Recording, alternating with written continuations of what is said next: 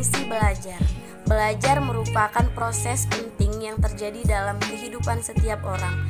Karenanya, pemahaman yang benar tentang konsep belajar sangat diperlukan, terutama bagi kalangan pendidik yang terlibat langsung dalam proses pembelajaran.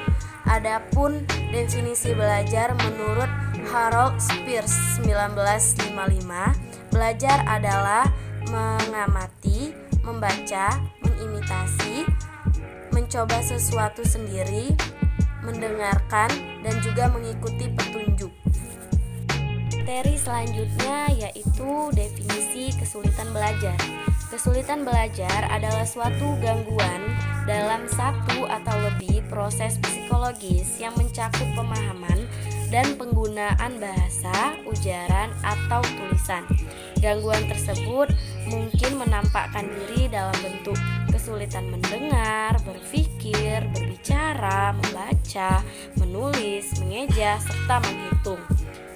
Batasan tersebut mencakup kondisi seperti gangguan perseptual, luka pada otak, diskesia, dan afasi perkembangan.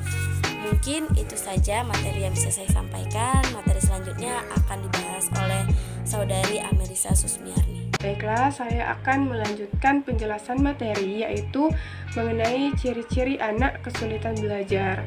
Jadi menurut Roldan di dalam bukunya yaitu Learning Disabilities and Their Relation to Reading, ia mengemukakan pendapatnya mengenai 5 hal yang menjadi penyebab kesulitan anak dalam belajar.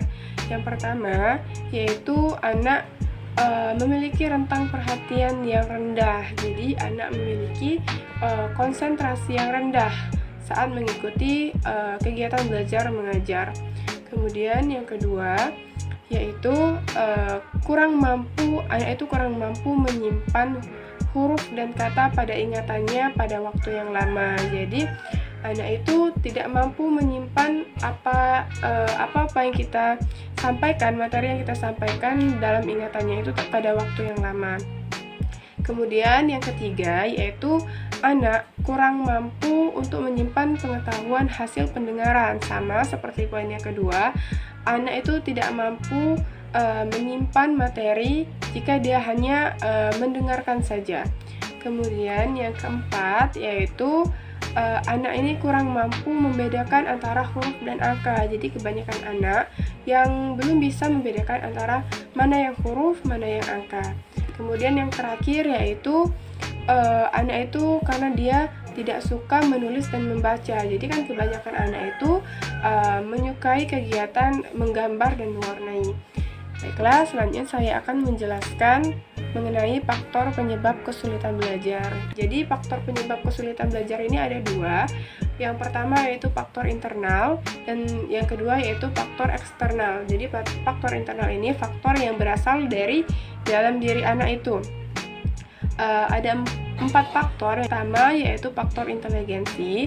Jadi faktor inteligensi ini sangat mempengaruhi keberhasilan belajar anak. Jadi mengapa ia dikatakan sebagai faktor penyebab? Karena keberhasilan belajar seorang anak itu ditentukan dari tinggi rendahnya kecerdasan anak tersebut.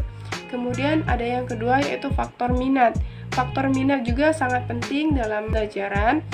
Hasil belajar itu akan lebih optimal bila disertai dengan minat anak. Kemudian yang ketiga yaitu faktor bakat. Faktor bakat ini menyebabkan kesulitan belajar jika bakat ini kurang diperhatikan oleh guru atau orang tua. Kemudian yang terakhir yaitu faktor kepribadian. Jadi faktor kepribadian ini dapat menyebabkan kesulitan belajar. Jadi ada beberapa fase untuk membentuk kepribadian anak. Nah, jika anak itu belum mencapai suatu fase tertentu akan mengalami kesulitan dalam berbagai hal termasuk dalam belajar. Nah, yang selanjutnya yaitu ada faktor eksternal. Faktor eksternal ini yaitu faktor yang berasal dari luar diri individu atau anak, yaitu ada 3 faktor. Yang pertama faktor keluarga, faktor sekolah, dan faktor masyarakat. Nah, faktor keluarga, jadi orang tua sangat berperan dalam pembinaan atau pengembangan potensi anaknya, tetapi dapat juga menjadi penyebab dari kesulitan belajar sang anak, yaitu dikarenakan karena didikan orang tua yang keliru, bisa juga suasana rumah yang kurang aman dan kurang harmonis, dan bisa juga dipengaruhi oleh keadaan ekonomi orang tua yang lemah. Kemudian faktor yang kedua yaitu faktor sekolah. Jadi faktor sekolah ini dapat mempengaruhi juga dalam kesulitan anak dalam belajar, yaitu jika cara penyajian pelajarannya yang kurang baik, hubungan guru dan murid yang kurang harmonis, kemudian bahan pelajaran yang disajikan itu tidak mudah untuk dimengerti oleh siswa, dan alat-alat pelajaran yang tersedia itu kurang memadai. Kemudian untuk faktor yang terakhir yaitu faktor masyarakat. Jadi masyarakat ini, lingkungan masyarakat sangat berperan dalam pembentukan kepribadian anak, karena di dalam masyarakat itu terdapat kebiasaan-kebiasaan yang buruk. Hal tersebut dapat jadi faktor penyebab kesulitan belajar anak. Salah satunya dalam lingkungan masyarakat itu banyak orang yang suka minum-minuman, suka berjudi, suka berkelahi. Nah, hal tersebut dapat mempengaruhi kesulitan belajar anak.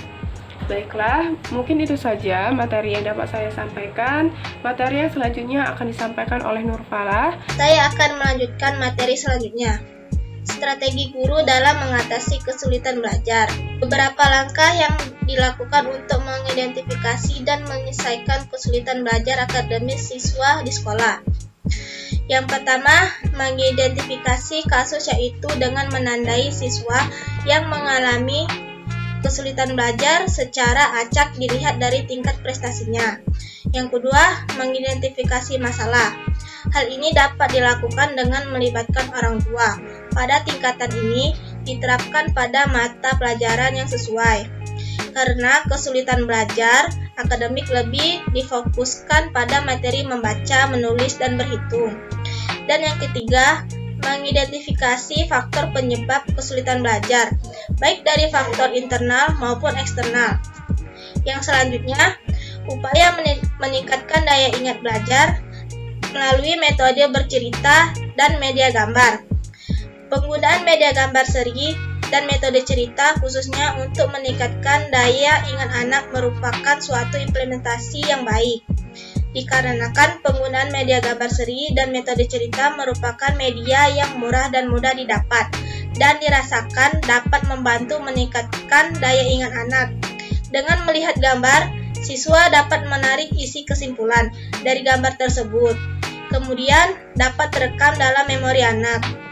Berkaitan dengan penggunaan media gambar dan metode cerita. Baiklah, itu saja yang dapat saya sampaikan.